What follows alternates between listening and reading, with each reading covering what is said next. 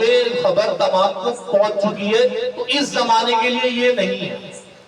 اب یہ بات جو میں کہہ رہا ہوں اس زمانے کے لیے آیت نہیں ہے، تو اس کی وجہ بھی قرآن کی ہی دلیل ہے۔ قرآن میں کئی آیتیں موجود ہیں اس حوالے سے کہ وَمَن يَبْتَغِ غَيْرَ الْإِسْلَامِ دِينًا فَلَن يُقْبَلَ مِنْهُ، جو دین اسلام کے بغیر کوئی اور دین بنائے گا تو وہ پھر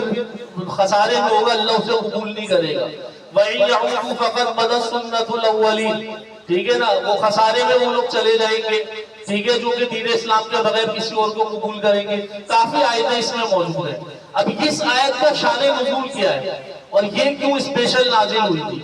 یہ اس لیے نازل ہوئی حضرت محترم کہ یہ سوال کیا تھا حضرت سلمان فارسی رضی اللہ تعالیٰ عنہ نے نبی پاک سے۔ حضرت سلمان فارسی رضی اللہ تعالیٰ عنہ وہ صحابی ہیں، یہ روایت میں آتے ہیں تقریباً کم و بیش ان کی عمر 300 مختلف روایت ہے 400 سال تک آپ کی عمر آئی، اور آپ جب فارس سے نکلے ہیں اور اپنا دین چھوڑ کے، جو دین تھا تو وہاں پر آپ کے رفقا بھی تھے اور ساتھی بھی تھے جن کی یہ سوچتی کہ یار یہ جو آگ کی پوجا ہوتی ہے، یہ جو بت پرستی ہوتی ہے، یہ غلط ہے، اور اسی وجہ سے آپ وہاں سے نکلے، اور وہاں سے نکل کے ایک راہب کے پاس گئے، ایک سے دوسرے کے پاس گئے، دوسرے تیسرے کے پاس گئے، تیسرے نے بتایا کہ بھئی ایک نبی کا مکے میں ظہور ہونے والا ہے،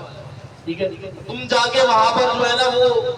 ان کے اوپر ایمان لے کر آ جانا، تو اللہ تبارک و تعالیٰ تمہارا یہ قبول فرما لے گا، معاملہ دین قبول ہو جائے گا۔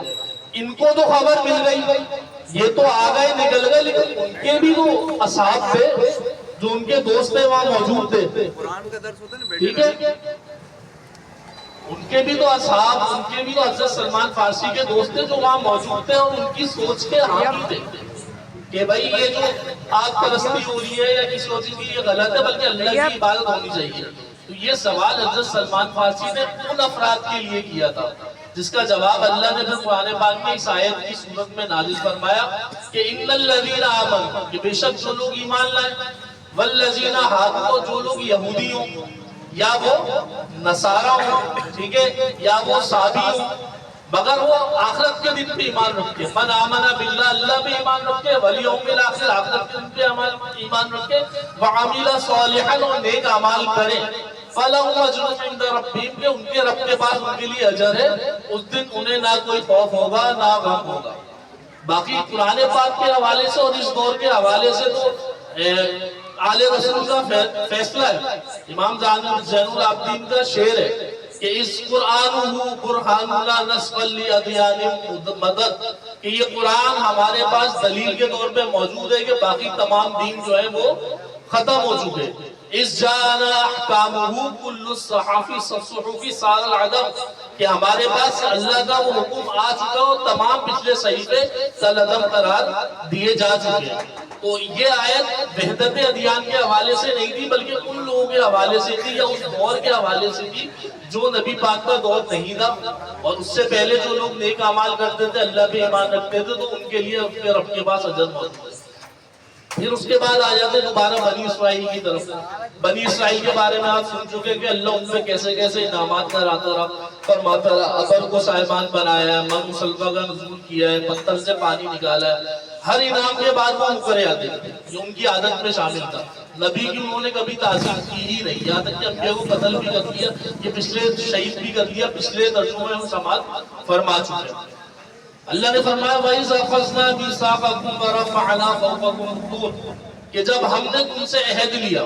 اور کیسے لیا؟ بھئی جس قوم پہ اتنے احسان ہو گئے ہوں، اس کے بعد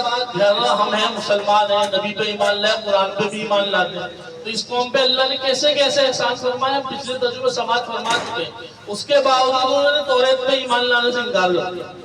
جب انہوں نے توریت پہ ایمان لانے سے انکار کیا، اس کی آیتوں کو، اس پہ نازل ہونے والے احکام اور صحیفوں سے انکار کیا، تو اللہ تعالیٰ نے کیا فرمایا، اللہ تعالیٰ نے کیا کیا کہ طور پہاڑ کو ان کے اوپر ایسے کھڑا کر دیا،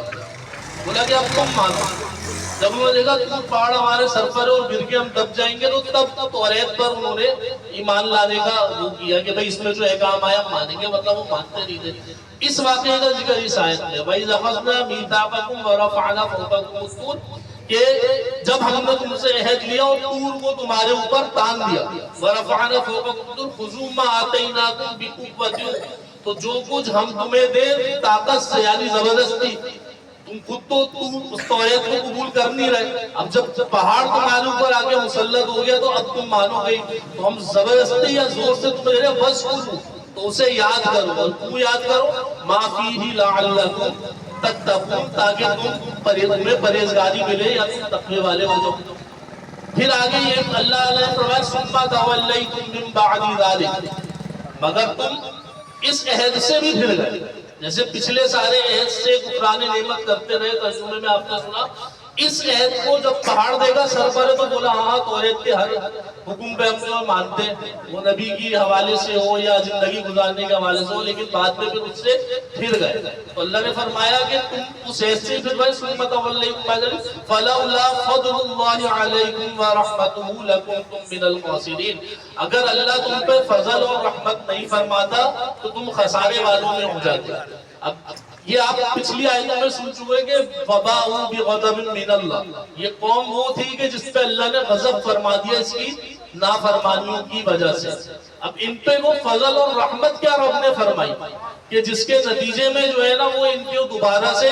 ایک مژدہ جاں فضا ملا کہ ان کی بخشش بھی ہو سکتی ہے۔ وہ فضل اور رحمت نبی پاک علیہ السلام کی ذات تھی، یہ تفسیروں میں آتا ہے، کیونکہ یہ تو مغضوب تھے، ان پہ غضب نازل ہو چکا تھا، اللہ نے غضب نازل کر کے دنیا میں ذلیل و خوار کرا دیا تھا، لیکن جب نبی پاک علیہ السلام کی ذات آئی تو ان کے لیے ایک راستہ کھلا کہ اگر یہ اس نبی پر ایمان لے آتے ہیں اور اس نبی پر ایمان لانے کے بعد ان کو آخری نبی تسلیم کرتے ہیں، اللہ کے احکام اور قرآنی احکام کو مانتے ہیں، تو اللہ تبارک و تعالی ان پر رحمت فرما کر ان کے گناہوں کو معاف کر دے گا۔